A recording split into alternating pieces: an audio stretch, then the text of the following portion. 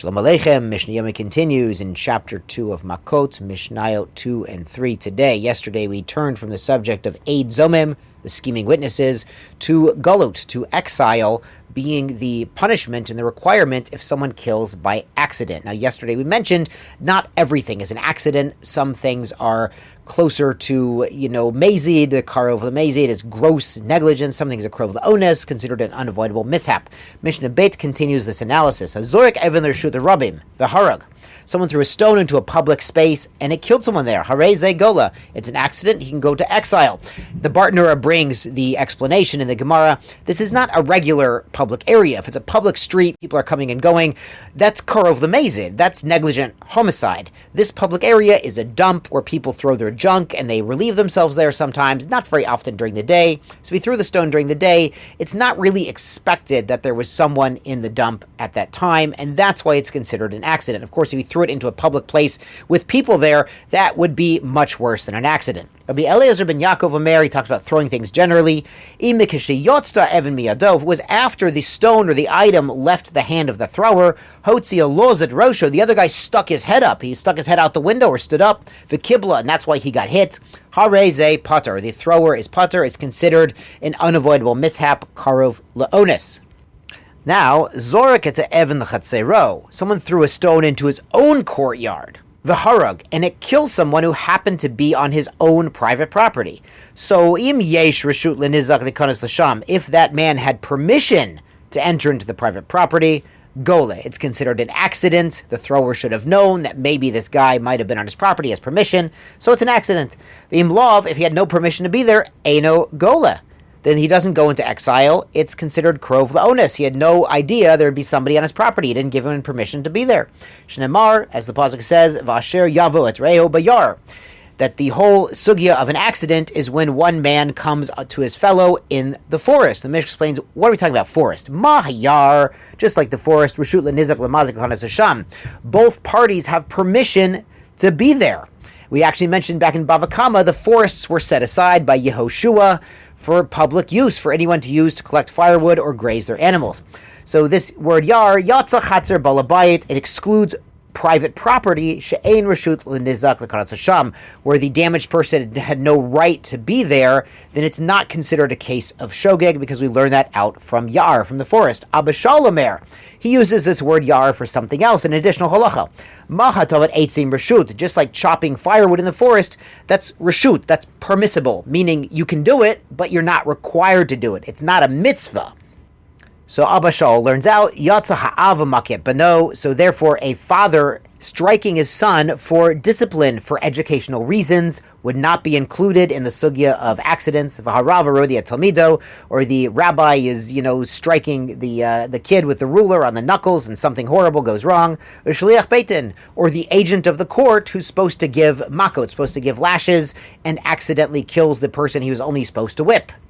Now, in all these cases, these people are doing a mitzvah, it's chinuch, it's education, it's what the court had ordered, and the death happens by accident, it's true, but since they're doing a mitzvah, not something reshut, then Abba Shaul learns out they would not be required to go into exile.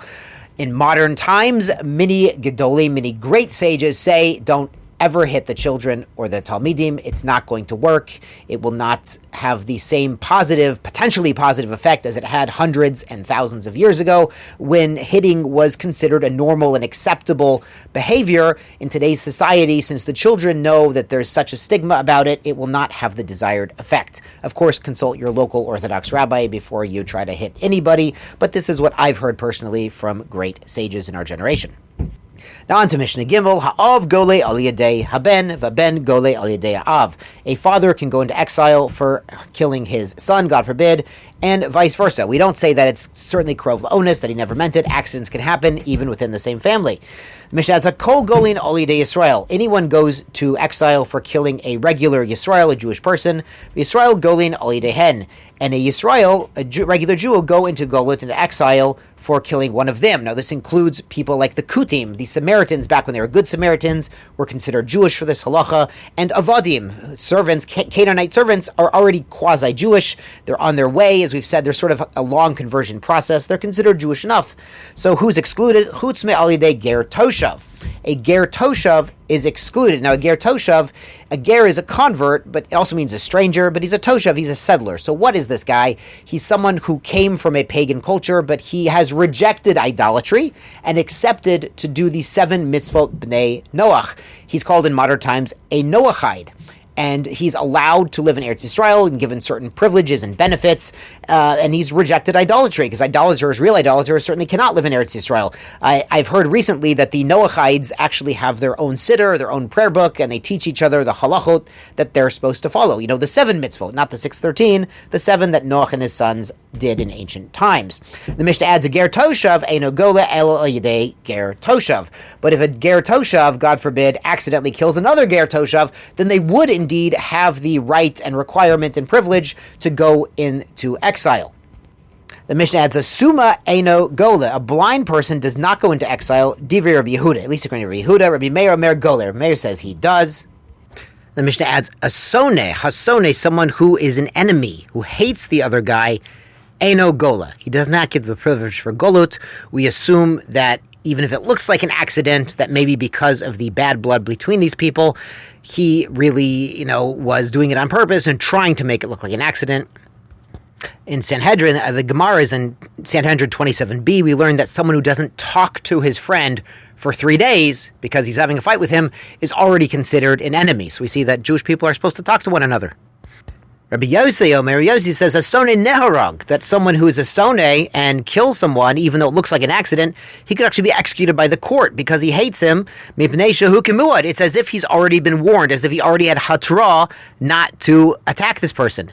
Rabbi Shimon Omer, yesh soneh golev, yesh soneh she'eno golev. Rabbi Shimon says, sometimes there's people who hate someone that goes to go, sometimes not. Zeh klol. This is the general rule. Kol shu yachol lomar ledat harag. Anytime you can say that it was on purpose, eino gola. It's considered karov lemezid. He does not get the protection of galut. Shalola dat harag. If you can say it was certainly an accident, it was not bedat, it was not with intention or thought, hareze gola. He can go to galut. It's still considered an accident. Yashokal tizku mitzvot.